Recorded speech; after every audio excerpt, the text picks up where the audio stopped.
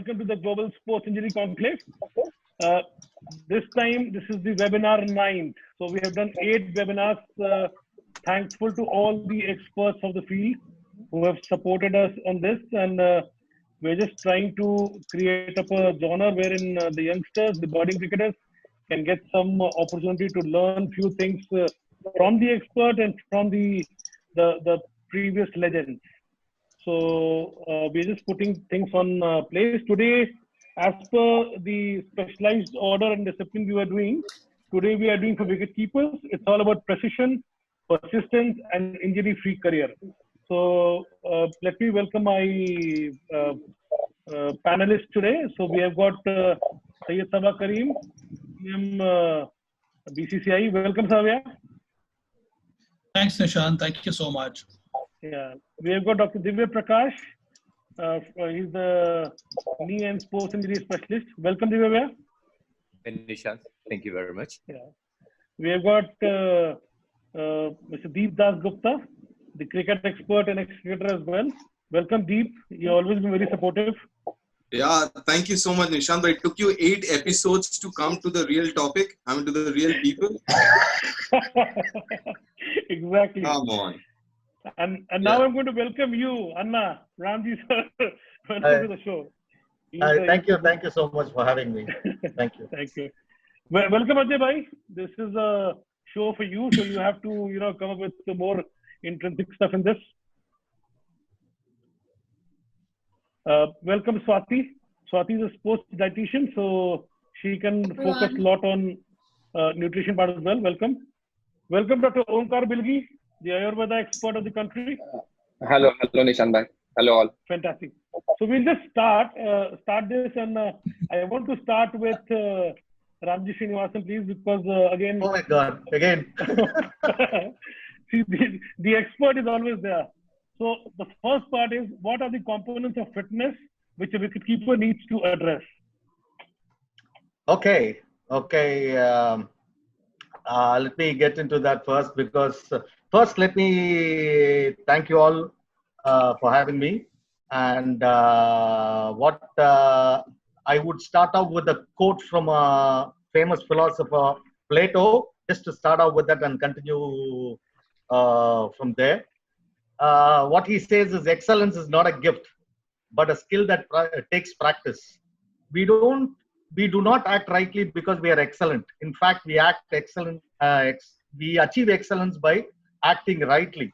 That is one of the phenomenal quote from Plato, which is very apt to any walks of life, especially now we are talking about sport, and then particularly zeroing in on wicket keeping. As far as I'm concerned, is one of the most difficult tasks in cricketing skill to work out on fitness for wicket keepers, because there are so many factors which we need to take into consideration as far as keeping is concerned. How we take loads and loads of factors into consideration for a fast bowler. Very similarly, a lot of parameters have to be taken into consideration. For example, cricket, the wicket keeper is, I would say, is a multi-dimensional athlete. Basically, as we spoke about fast bowlers being a cricketing decathlete, I think wicket keepers would come in very close there, or a heptathlete somewhere in that arena, because the components of fitness, what they need to have is a brilliant reflex, your hand-eye coordination, your reaction time, your speed, your agility, your explosive power, your strength endurance, etc., etc. So it's of paramount importance for them to keep extremely fit in every level, and they need to have lightning reflex and a very quicksilver thinking, which is very, very rare, because it comes with practice. It comes with right kind of practice. It comes with the very specialized type of skill set being worked out on that. And coming back to fitness component, what is required is, as I told you earlier, these things have to come into gel together as in a ratio, in a particular format, depending on the season, whether it's an off season or pre-season or in season or maintenance mode, etc., etc. The protocols will vary. The components of fitness will vary accordingly. And again, the components of fitness will vary according to the format. because of the needs are different, because of the energy system is different. And then percolating down, it has to be very specialized. Every wicketkeeper style is different. I'm sure we have three phenomenal experts here who will throw more light into that sense, because we derive inference from the skill set, the player itself, what they require, particularly in for every individual. Because we can design and draw up a program according to what our perception is as far as the skill set is concerned. But end of the day, it has to be the coaches and the particular player, what they need to work on, the nuances, basically. Developing gross motor skill is okay, but finer motor skills is where the most of the challenge lies, and the progression and excellence lies there in the finer motor skills rather than the gross motor skills, which is very easy to develop over a period of time.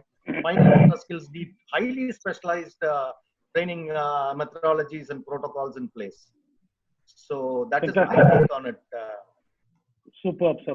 So these are very important things. So as we have got an orthopedic surgeon as well, and we know there are a few common injuries into wicket keeping as well. We'll discuss on that. But before that, I think let me go to Saba Karim and understand, Saba, how can a keeper concentrate on each and every ball with same pace and make less error? Can you explain with your own perspective? Nishant, that's the essence of wicket keeping. A young keeper, as he grows up, that's the basic thing which he has to learn. I think it's quite similar to batting for that matter. Batsmen also are told the same thing, that focus on each and every delivery. And that is what keepers are also explained right from the beginning.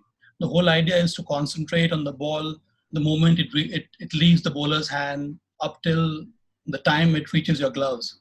So that's the essence of wicket keeping. And I think the quicker one understand this aspect of wicket keeping, it's easy for that person to don the gloves and excel.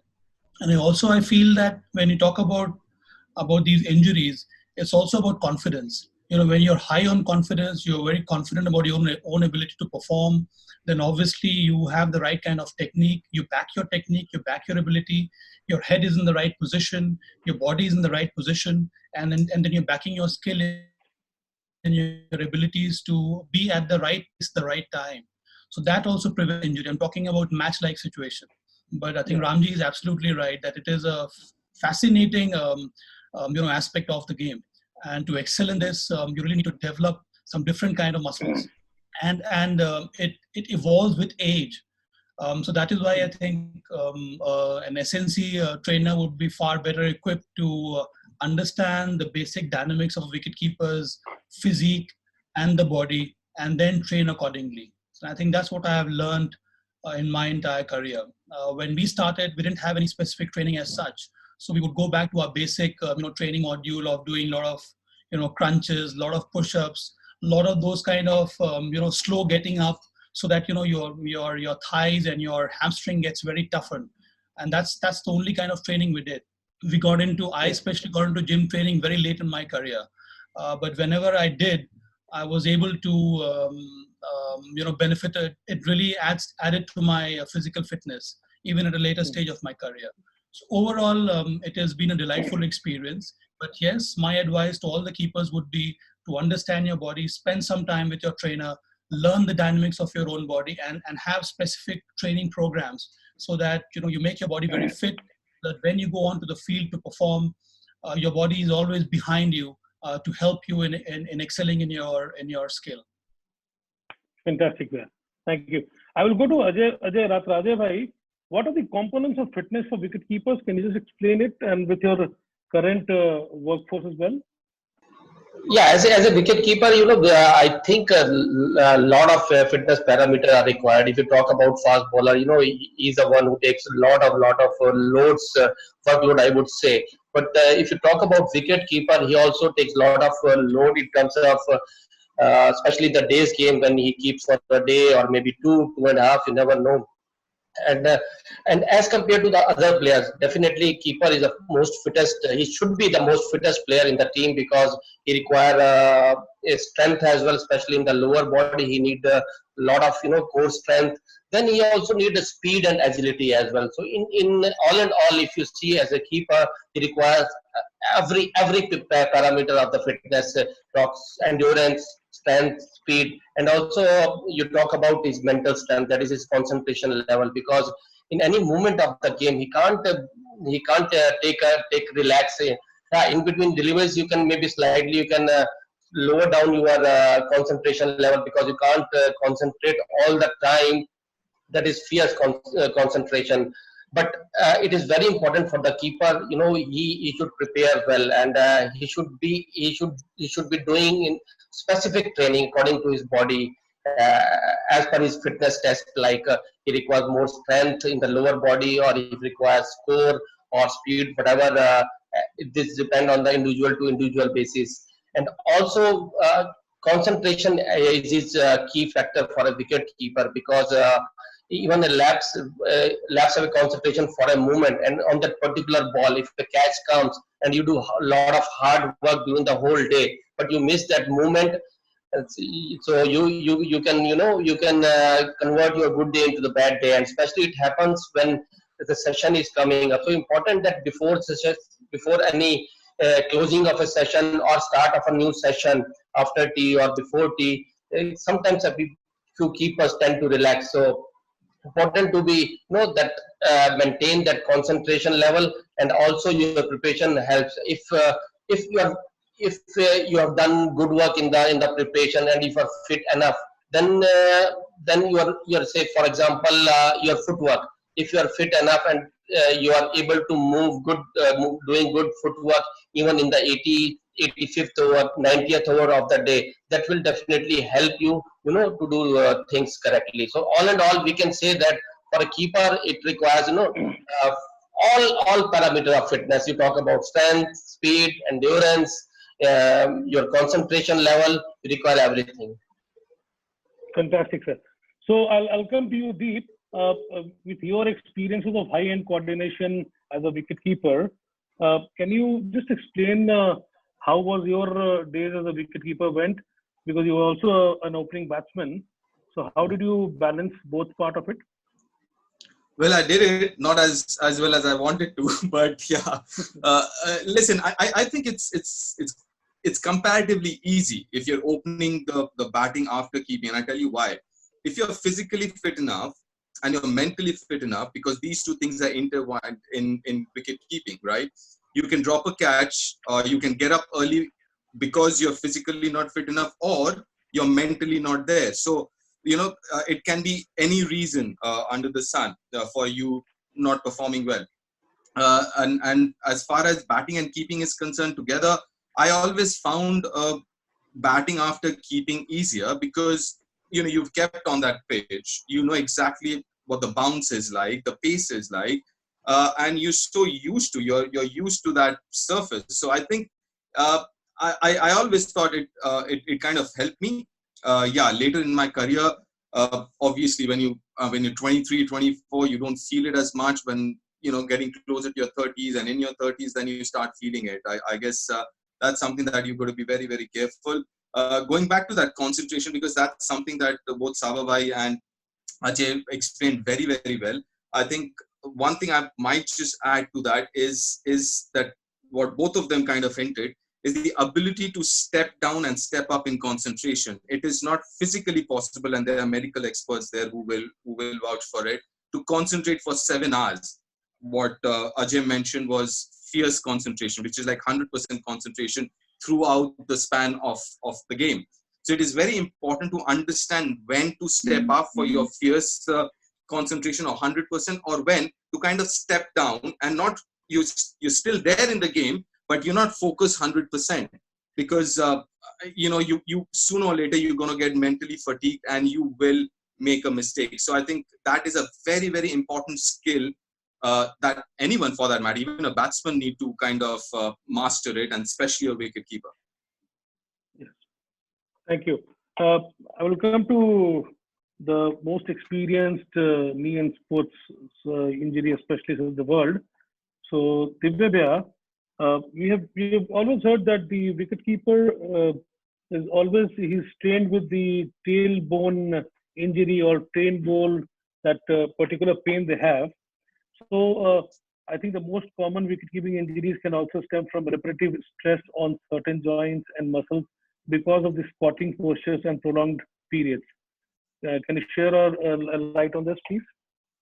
Nishant, first of all, the kind of compliment you've given me, I think it's probably a little bit too much for me to handle. So if you could not call me the, whatever in the world, I'd appreciate that.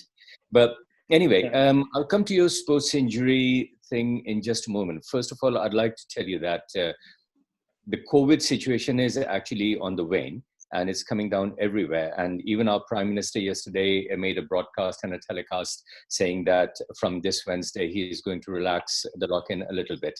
But in my hospital this morning, when they gave me the update of the mortality for the weekend, it has actually shot up. So the first message for all of you people is, please don't take it easy now. It may be a false sense of security, okay? So please stay safe. Secondly, Ramji, as always, you're wonderful. And the quote that you started off with about excellence being, hard work is absolutely spot on. And, kudos to you for finding that quote. So, Nishant, now coming back to your question, can I give you a little bit of medical insight into what is required for a wicket keeper? I mean, think of the position in which a baby is born. It's called the fetal position. Now, the fetal position is when the child is all curled up with the arms across the chest, the knees are up to the chest as well. Now, remember that position because the muscles that put the limbs in this position are the strongest in the body. So for example, the arm is curled up like this. So it is easier for anyone to curl the hands up like this than to push something backwards of the wrist. Similarly, your biceps are much stronger than your triceps. So I'm just giving you these examples because you can see me better on your monitors. The more important bit is for wicket keepers is the lower limb. Now, you'll find that whenever they are facing a bowler bowling up to the batsman, they are crouching down. Crouching down is not a position of force. They can easily crouch down, especially assisted by gravity. So that is not where the strength is required. The strength is required when they are getting up from a crouching position to a semi-crouching position to an upright position. And these are the muscles that are inherently weaker in human bodies. So to extend your hip joint, to extend your knee joint, this is going to take more force. And because you are repeatedly doing, as you said, alluded in your question, what about the repetitive stress? Yes, the muscles that are actually inside your pelvis, they contract very, very forcefully. And I'm sure Saba and the other gentlemen who've kept wickets for India, they'll tell you that by the end of the day, I mean, the whole of the lower part of the body would be sore, probably a little bit more than the upper part of the body. So what you alluded to was the coccydynia, as we call it in medical terminology, the tailbone. The tailbone is the remnant of what, for example, if you see in a dog, the tail is a very long one. But in human beings, it is very rudimentary. It has become small and it has got incorporated inside the pelvis. But there are still muscles attached to it. And it is a mobile segment, so it actually moves a little bit. So if it is put under repetitive strain and forceful strain, then there is a very strong possibility that not only the lower back, the lumbar region, but the actual tailbone area can become very painful. And it has got to be identified early, as you have said in your meetings before. So it's got to be identified, diagnosed, treated, addressed appropriately. Fantastic. Thanks, Divya. So I'll come to the Ayurveda expert, Onkar. Dr. Onkar, can you throw some light how Ayurveda helps in keeping the injury to back in check? Yeah, thanks, Nishant bhai. And I would like to thank you first and Uday sir. Basically, you guys are really early adopters in the phase where injury prevention is just people just talk about, but you're doing these sessions regularly. So I really appreciate you guys. And then to accept Ayurveda where no one understands Ayurveda, and then taking them this thing into sports. Me and John T, I really want to thank you here, because you always appreciate others, but I'm taking opportunity to thank you, and that we are doing a great thing. Secondly, we started with a metaphysical analogy. Ramji started with a metaphysical analogy, and Ayurveda is a pioneer in that zone where we understand the psychography and the physical needs of a wicket keeper. So very trend of how an individual wants to get into wicket keeping. We have an analysis of it by which you can actually find early chances of these rare breeds in cricket. And I'm proud of that kind of research what we have been able to do. Once we identify the body profiling, it becomes easy for us to help each individual in terms of in terms of wicket keeping. We can give them specific things in terms of diet, the lifestyle changes for recovery, for their bone health, for their muscle recovery, what we are talking about, a repetitive stress on the tendons and on the joints, so that age becomes merely a factor. And as experience comes in, one can see to it your skills or your memory or your reflexes actually are more finer. But then we realize in today's parlance, with so much cricket being played, we wear out at 28, 29 or 30s because of the all three formats of the game. So if we can follow Ayurveda in the back end, which is not disturbing any of your SNCs, physios, your diet, but sadly this part is not known in India. We are finding people in abroad being more curious about it. But these kind of interventions which can have the right lifestyle, right massages, right herbs. And guys, I want to make it very clear, VADA is not against Ayurveda, but right Ayurveda with no chemicals in it, which is all natural, can really help you to become more injury free, and you can have a long lasting career. It becomes very easy for us once people start accepting or knowing about Ayurveda. Then there are so many things which can be given in terms of wraps, in terms of knee protecting therapies, in terms of muscle protecting therapies. So there's so many things, but just the initial hurdle is something so close to India is not finding its roots in acceptance. So just find a right Ayurvedic doctor, and I think he will be able to help you in respective academies and stuff to put up a profiling thing, and then you can have a wicket keeper even at age of 35 or 38 to be as fit as he was before, or you compare his performance. Yeah, thank you. Super, thank you. Swati? I wish this was explained to us when we were playing. We could have continued. Exactly. Yes. Swati Swati comes from the sport dietitian, and so she's very relevant to all these things for a budding cricketer, especially. Swati, what are the nutrient considerations for a wicket keeper? Can you please give a suggestion on that? Yeah. So Nishant, thanks for that question, and thanks for having me over. And I've got a little bit of more insight after talking to you all on the panel, that what are the key things which needs to be focused on. So I would like to start, people, they say this diet is good or that diet is good. Actually, there is no such diet which is good, which is recommended by a health professional. What suits the athlete, what suits the cricketer is what lasts longer, and that helps in their performance as well. So if I have to talk to, there are a lot of Australian cricketers, they go to India and they find that their diet patterns have completely changed because they have been doing high protein and carbohydrate diet in Australia, but they can't find that high rich protein in India because they're more used to eating red meat. So, you really have to think that where the cricketers are coming from and what suits who, because there are a lot of cricketers, they work better on low carbohydrate as well. But there are a few things when it comes to wicket keeper, we need to keep in mind that when they are when they are playing test matches, their calorie requirements are way more higher because they're roughly covering up 16 kilometers in a day. When they are doing T20, it's different. And when they're doing one day, it's very different. So the calorie requirement changes. Now, few more things are, what the current research has supported. It is irrespective of whether it suits the cricketer or not. Few things are like carbohydrate loading. So what you do is you increase the carbohydrate intake of the athlete or the cricketer 4 days prior to the day of the event. You build up the glycogen stores because it's quite evident that on the day of the match, on the day of the game, a cricketer will not be consuming that many calories as opposed to expenditure. So you build up the calorie intake at the rate of 8 grams to 10 grams per kilogram of body weight for the first, up to 4 days to the event. And then on the event day, you bring it down to 4 grams.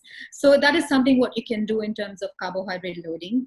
Second, what you really look at for wicket keepers are you're looking at concentration. So for concentration, you need glucose because brain uses most of the glucose. So if you're not giving glucose, this is not going to work properly and you may not be attentive. So having that carbohydrate is really important for glucose into the brain. Second, what I was going to talk about is the hydration, because your brain is made up of water. So if you are dehydrated and if you're on the field for like 7 hours, you might be, and if you're not effectively having your hydration plan, you might be shrinking your size of the brain, temporarily, and you may not be very attentive on the ground. So hydration is really, really important, which I would like to talk about in detail a little bit later. Few more nutrient considerations are, if it's a female cricketer, you need to make sure that the iron levels are appropriate. Otherwise, you will look at B12, because irrespective whether you're vegetarian, non-vegetarians, B12 are coming very deficient in a lot of athletes. That could interfere with their energy and performance.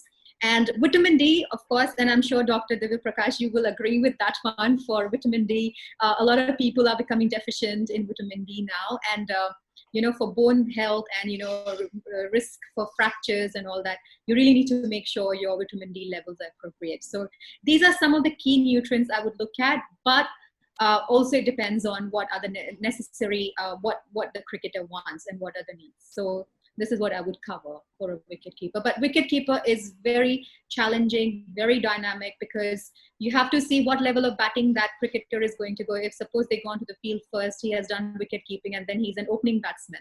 So you have to look at the calorie requirement that way as well. So we really have to see and work it out. Fantastic. Thank you. I'll go to Deep, but before that, I was just, going through a fact that the lifespan of a wicketkeeper, if we talk about all the records of the world, in top 20, we only have one wicketkeeper from India who has featured in terms of lifespan. It's MS Dhoni. Apart from that, we can't find any Indian. The only Indian available next is Nayan Mongia. That is, he's 21 in the world ranking.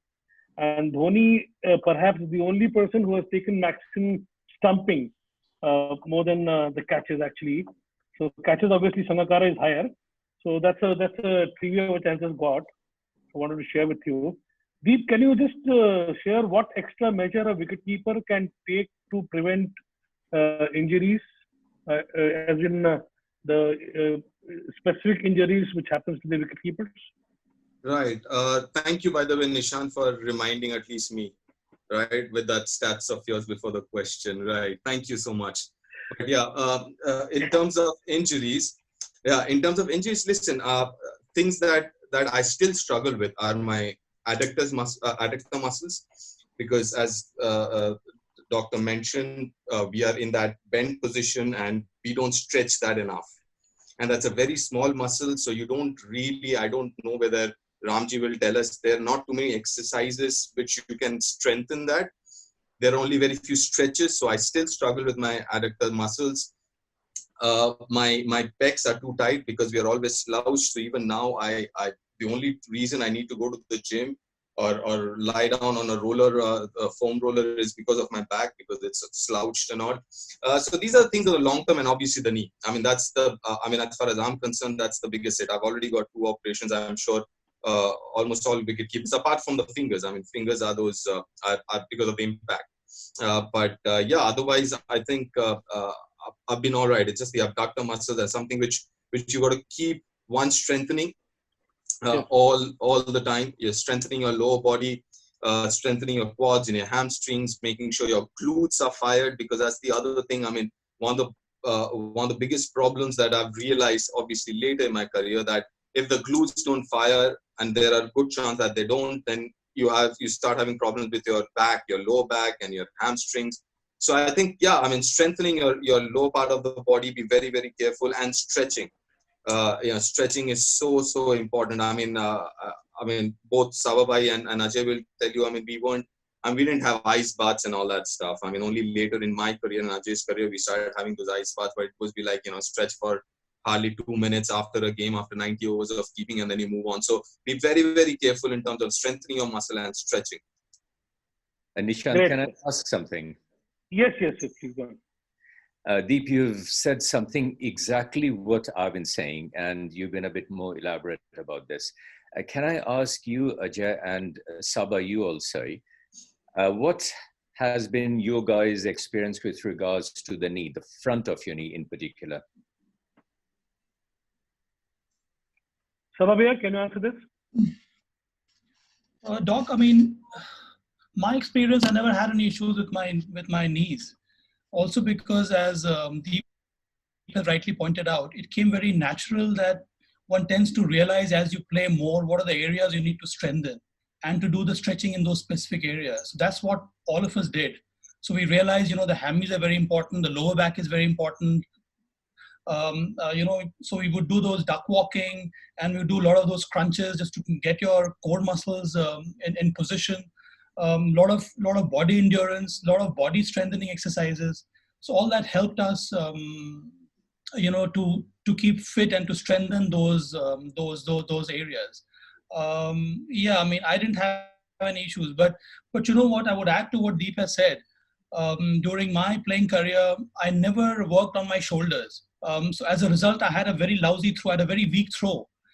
And I mean, now I realize that I wish, those days I had worked on my shoulder, so I would have got a bit more powerful arm, and would have come in very handy. So now I see these young keepers work very hard on their shoulder also to develop those muscles, so they're able to throw properly. I'm sure Deep and Ajay had much better throwing arm than I had. I believe I had the worst throwing arm among all the keepers who ever played for the country. Doc, the other area of concern for me was lower back later on in my career. So that's when I started to work on my lower back, do a lot more stretching, try and strengthen my lower back. And surprisingly, in my entire wicket-keeping career, I never had any finger injury. You were that good, Saba. I hear and I see and I speak to a lot of these keepers who've had illustrious career. They've had these bent fingers. So I think the only conclusion I can come from this is that I never collected the ball. So that is why I probably never had. Or collected it perfectly. Good, Saba. I mean, touch wood, I was kind of injury free for a large part of my career. Saba, the back problem is not primarily because you guys bend and stretch for hours on end in the field. It is primarily because everyone tends to go into a bad posture, which is not good. And look at Ramji nodding. He knows exactly what I'm saying. It's the bad posture which you guys, Ajay, Deep, everybody, you feel as if you're walking straight, as if you're walking with your shoulders thrown back. You think your posture is good. It is not. You'll need to get an expert like Ramji or another physiotherapist to tell you how to contract your abdominal muscles to actually support your back. Yeah. Also, the shoulders, they tend to bent inwards like this. Yes. So that it also improves the posture. So now whenever I go to a gym, the first thing I do is try and work out something. So that's one basic exercise I do just to get my posture correct. Saba, I'll tell these guys why you go to the gym and broaden your shoulders. It is to impress some people. Don't worry, I know about it. Ajay bhai, do you want to answer doctor's question about the knee? Yeah, can you hear me now? Yeah. Yes, please. Yeah, as far as I am concerned, I had the injuries of knee injury, because later on in my career, maybe a lot of couching because of that, we felt that. And that was the main reason also, to finish my career, because in the later part of my career, in the end, in fact, I was not able to crouch for a longer period of time. So that's why I planned and just thought of taking retirement as well. And also back injury, because back injury was quite often in my career. Maybe Deep mentioned about firing of glute. In the initially we did not know about that. Your glutes are very supportive. If your glutes are firing, it means you have less load on your back. So till now, in fact, 1 week back also I had a back spasm, and still I'm not able to stand properly. So it's been now, even now also, in a year or in 2 years time, I had this thing. I'm a fielding coach as well, so lot of physical requirement as well. But on and off, I had my share of back injuries. Apart from my finger injuries, I was maybe not good enough, as Saba told that he was a clean keeper. So a lot of finger injuries, hitting ball like that in this direction. Few surgeries as well in my little finger. So that's what I had, that injuries. Yeah, Fantastic. Can I add something here? I think like bowling and batting, keeping also, I think the injuries also depend a lot on the technique that one has. I still remember Saba Bhai's technique. He was a little more crouched than someone like, let's say, Ajay, who was a little more straighter in his posture while keeping. Maybe because of the height difference or whatever it is. So every keeper, because of their technique or their style of keeping, might have different areas of concern, depending on, like I said, their posture. Another thing I'd like to add on, as Dr. Bang-on pointed out, is the posture. Because you see, most of our posture is flexion. Everything from reading to a book to driving a car to eating, everything is flexion. Idea is to walk around those anti-gravity muscles, basically, is your back and your core. That is very, very important. Second one is loads of eccentric movement and causing shearing force on the knee and your lower back. Avoidance is through, we'll talk about those things later. Correcting your posture, working on your posterior chain. As I keep talking about it, we always focus on the frontal chain rather than the posterior chain, because it goes in a diagonal way sometimes, depending on which side you are strong or weaker at. There are many ways to skin a cat on that, and it again boils down to, as Deep said, it's individuals, because the leverages are different. Individual, you have to take that into consideration on a long run when you want to design a program. Very important. So the next question is also yours, so you should have to continue this. Fitness to skill transfer, how does it happen? Oh yeah. I'm a very, very strong believer in that sense, because there is no transfer of fitness, what you do in the gym or inside on the ground, if it is not going to transfer onto your skill, I feel it's more or less a waste of time. I'm being very bold about it. One of the reasons is you'll be healthy, you'll be fit, but where is the transfer? Athletes, those who transfer the fitness to the skill set onto the ground, are more successful, or top-end athletes. Not only cutting across cricket and cutting across multi-sport. Very, very critical, because this happened to me in MRF Pace Foundation way back in 97, 98, when, as I told earlier, we had a lot of issues with the lower back problems, stress injuries, shin stress fractures, because we used to get workout from Australia. Then things were different, because our boys are different, everything is different. So there are so many variables. We had to design things for Indians. Then rest was history. Correct. Coming back to the transfer, there are three types of transfer. One is a positive transfer, one is a negative transfer, one is a neutral transfer. These three parameters have to be taken into consideration when there is transfer happening from gym onto the field skill. Because I've seen a lot of fit fast bowlers, those who can run 5K under 20 minutes. 10 hours, they're not able to bowl in a stretch. They get hyperventilated. There are cases. I have seen with my own eyes. They'll be lifting heavy, but loads of injuries. So idea is who's to build the cap? It has to be the SNC guy who has to take the onus. and work on that. Yes, absolutely. Yeah, And since coming from all the transfer, which is a huge topic, which especially when we are talking about positive transfer, negative transfer, or a neutral transfer from one to another, it has to be spot on in design and program design. Very important is program design. As I keep telling you, it's more of an art than science. Science stops somewhere because within certain research parameters. Then how you manipulate the program and design a program taking each and every individual into consideration, there lies success. Because we deal with Olympic athletes and formula racers. There is no room for error in formula racing. One mistake, he is a dead duck and you are in the jail. So, I know. Potentially dicey situation. So we have to be Super. very mindful of the fact in transfer Very nice. of protocols. Right. I'll come to Swati again. Swati, what factors are considered while creating a hydration plan? Your favorite topic?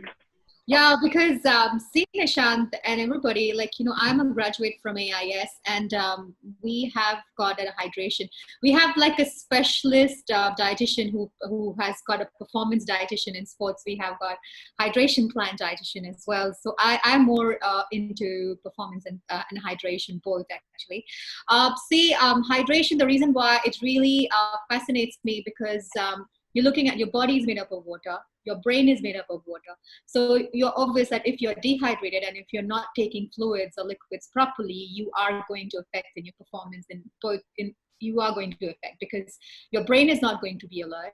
Secondly, you are at risk of severe dehydration. You are going to put your risk of palpitations, and you are also going to have cramps and injury and all that as well. So it's very, very important to prevent dehydration. So when we create the plan, we look at you can look at how the athlete or the cricketer is dehydrated, whether you can do different, you can look at the color of the urine in the morning, just see how well the cricketer is hydrated or not. There are certain tests like refractometer and all those tests where you can see whether the cricketer is hydrated. But few things, what I really like to do is, sometimes, and many of you are experienced cricketers here, it's the taste of water as well, and which you may not like it. And it's just not water. You have to look at sodium and glucose going into the body as well. So milk works fantastic. So milk-based drinks are great for hydration. Milk also has sodium in it. It's got protein and it's got, calcium. So all those things. So maybe, doing a glass of lassi or doing like chocolate milkshake just for a different taste. It works really, really well in hydration plan. And also like sips of water. So when you're drinking water in gallop once, it's going to go straight to your urine. So keep drinking sips of water. Make sure you're making use of those, water breaks in between. So those are the things which really helps. I also like, this is a new experiment. I get people to take out orange juices and apple juices and have some ice cubes and have those in between, because that changes the taste also, and that adds the fructose from the fruits also adds the glucose.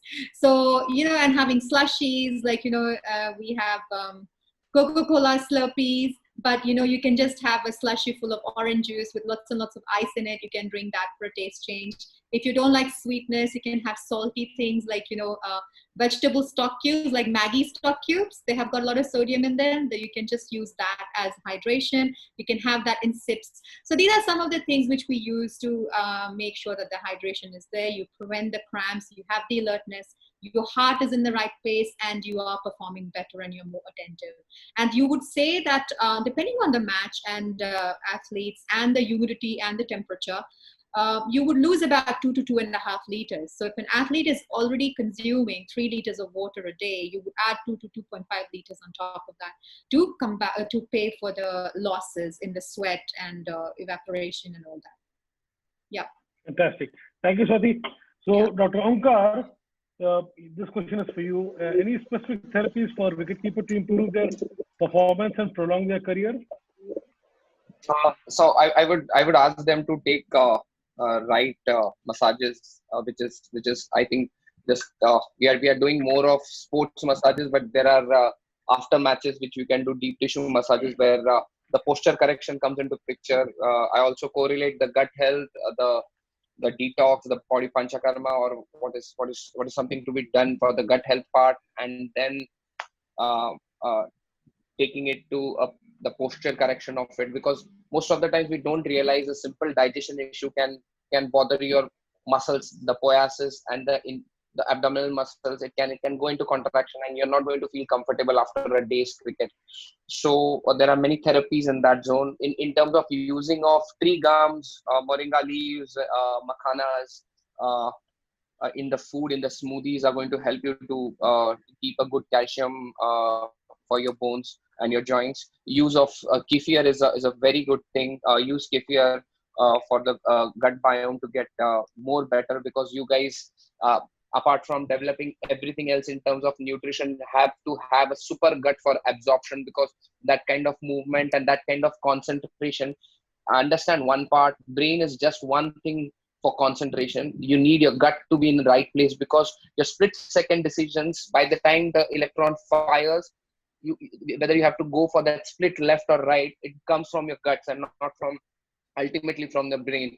So that's the finer point where Ramji was talking about developing the finer gross motor things. It's you can't have a set pattern. You have to react on a fast moving ball. So your gut health is the key aspect. Yeah, Swati. It's that and those, understand physiologically, those neurons in the guts are not evolved. Yeah. Whenever you'll have a gut decision, people may not be expecting a catch and or a wicket on that side. You'll get, and that would be a difference between a champion and not so great wicket keeper. And one basic thing is, I want all guys, in terms of, if concentration is such a key for wicket keeping, please do yoga. You can do your prataks. You can keep an entire program specifically for wicket keeper, where you can't have a less than 20% or 30% dip in concentration. You'll have to have at least max concentration and then go up, which is easily can be done without any fatigue. That is yoga practice that will really help you. Apart from that, when Mr. Ajit asked about the yesteryear's player, understand one thing, Ajit. Physiologically, we guys our kids are asking for fast foods. Food 40 years back was much different. We used to have wheats and rice with paddy over it, and now we don't want paddy. We want polished foods. Our brain is getting more needs more gratification after anything what we do. It needs instant carbs or sugar. So our brain physiology is changing over the times. Their bones in yesteryears were much better. If we see nowadays, I get these batsmen who get a chondrial muscle snap just because pulling a pull shot. They snap and then they are out. They have injuries. So the diet part is very important. Sticking to the simple stuff like the makhans,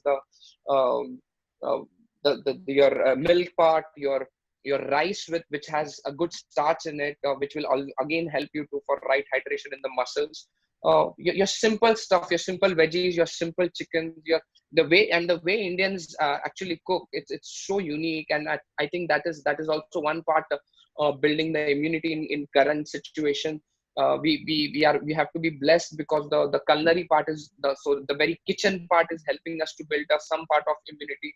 And now there are researches how turmeric is actually helping in the cytokine rush, which is just published in PubMed. So guys, don't be scared. Just follow the right stuff, simple stuff, and then later on, once you progress, you are going to get experts in, and they are going to influence you. But we have to understand the early years are very important, where your purpose is established. Don't give your kids right away these sweetening and these stuff which are actually very they don't have fibers in it. These breads and these pastas don't have fiber in it. So early years, you see the fastest man playing, fastest athlete in the world, what he had yesteryears. One has to see that part. And when some things, these small things also will help the coaches to bring the best players in coming time. Thank you. I'll come to Divya here. Divya, to end this session, I would just like to understand, as per GSIC's policy of prevention, identification, and management of injuries, the most common injuries happening in wicketkeeper, as we already spoke. What do you think the role of a physio, who is always with the team, should be in terms of looking at the injury and acting upon it? Nishant, very good question again. But before I answer that one, I'll just touch upon what Swati and Onkar have just said. They've both mentioned something which has actually been researched over here in UK. There was a research done on rugby players, you know, how aggressive that game is. They gave one group of rugby players water and clear fluids for recovery, and the other group was given milk. And they found that there was statistically significant difference in people who had been given milk. They recovered much, much faster. So re-emphasizing what Swati and Onkar have said, that milk is very, very important and very good for recovery of your tired muscles. So all you guys, Deep, Ajay, Saba, all of you who are into actually looking after players, I think you should take that on board. Now, coming to your question, Nishant, about the physios, and I'm going to give this advice not just to the players who are in the early stages of the career, but also people who are on this panel. Just because you people are fit and can do lots of things doesn't mean that you've got a good posture. So can you get your physiotherapist to check you out, assess you, and give you advice on what you're doing wrong and what you should be doing right? That's number one. And the second point is that what Ajay was talking about also earlier on, that the knee begins to creak. Now, what most people don't know is that quite often the patella, the kneecap, actually is not sitting properly in its groove and it maltracts. Now, I'll just show you the example. So if this is the kneecap and this is the groove it's meant to sit in, it actually still sits a little tilted. And I've seen this in lots of, not just ordinary lay people, but also in lots of athletes. And the analogy, the way I explain it to my patients is that think of you driving a car with your wheel out of alignment. So when you are young, when the tread of the wheel is deep, then although you may be loading this side a lot, you'll still get away with it because it has got a lot of cushion. But after a few years, if you're in your early 30s or mid 30s, you'll find that the pressure starts to tell, and the pressure gets transmitted from the cartilage into the bone. So Nishant, to answer your question, the one thing that all of you guys, including Ajay, you should get your physiotherapist or a knee specialist to check out is whether your patella, your kneecap is tracking properly or not. If it is not tracking properly, it may require some investigations also. You know, X-rays, some special views are required to check the tracking apart from clinical examination, and an MRI scan might also help you. If it is not tracking properly, please, please, please address it for yourselves and for your teams. Fantastic. I will just, this is the end of this whole thing. Just, we'll have 1 second from everyone about an advice to the budding wicket keepers, as in what they should do, and with your experience. I'll come to Saba. Saba, what is your advice to the current budding wicket keepers? I said my advice to all the upcoming keepers is to always wear protective equipments.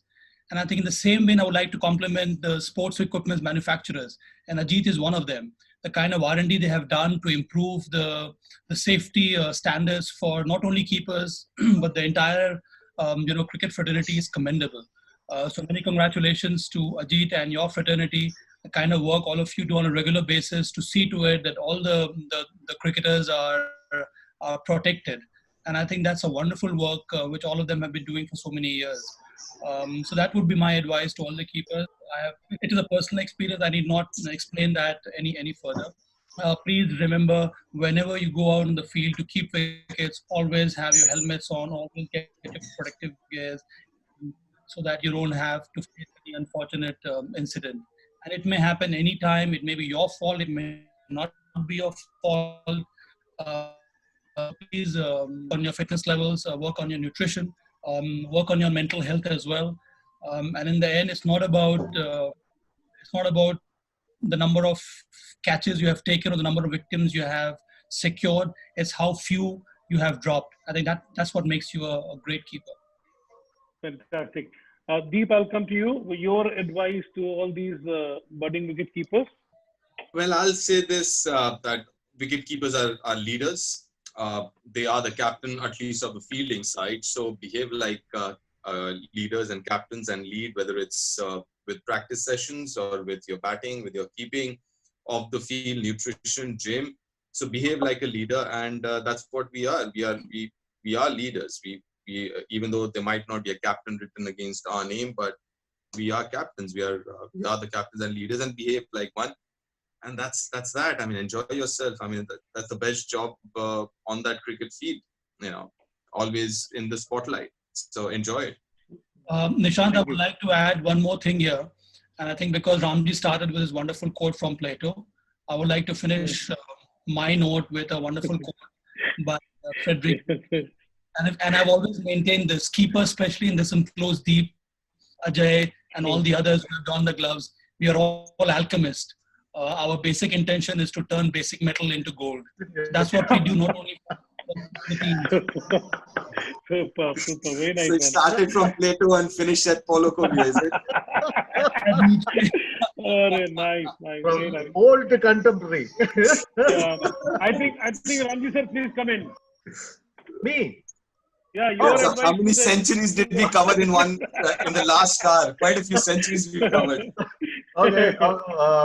One of the thing is train smart. Very important is to train smart. Keep asking questions to your professional. No question is trivial. As I keep telling you, professional need to answer the doubts of the players at any point of time.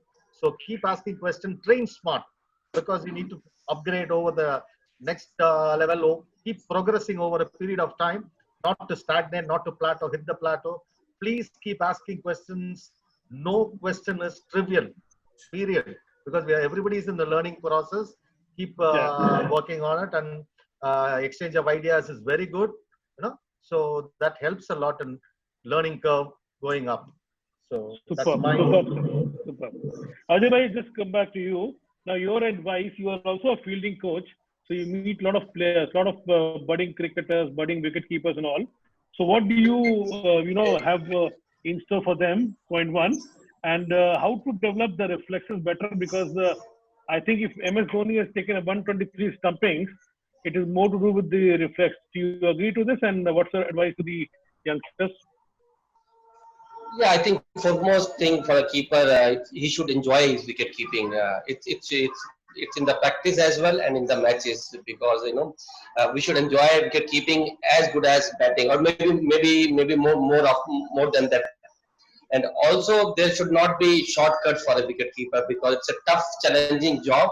So once we have taken this department, we should not look for shortcuts. We work hard in everything, especially in the training part and in practice, and of course in the matches as well. And I would say that wicket keepers in this era, there's a trend of wicket keepers that for the selection process also, that the keeper who gets more runs will get selected. Yes, we can say that batting is very important, but they should not neglect wicket keeping in that. So like Ajit mentioned earlier also, that the skill of wicket keeping should be on the priority basis. On top of that, he should work in his batting and perform well. Superb. Swati, I'll come to you as a sports dietitian. What should be your one-line advice to all the budding cricketers or budding wicket keepers? Yeah, I would say that first of all, don't listen too much around what's going on, that some people talk about this diet is better for you or that is better for you. Just see what works for you, and after eating what actually makes you feel better and perform better, because there are a lot of information out there. And even for me as a clinician, like every day I would go online and I would hear something about a different fat diet. So don't get carried away by those things. Just focus on what makes you feel better, what is available to you. And when you go and buy these protein powders or performance supplements and all that, please be careful, because they may have dope ingredients which will interfere, which will not make you successful players. So please don't go towards those powders. Look at natural food which can actually enhance. And Dr. Bilgi has talked about Ayurveda as well. So just focus on those things first. And whatever you eat, make it under supervision. Superb. Yeah. Dr. Bilgi? your suggestion to the youngsters? Yeah, I would tell them to wrap every time the best they can. Wrap in terms of understanding their routine. Don't shuffle your routine. Understand, see the what is current situation, accept it. Or don't be resilient enough, or don't just be hustler for the sake of it. If the need today is to just be there, just be there. And ultimately lies your purpose.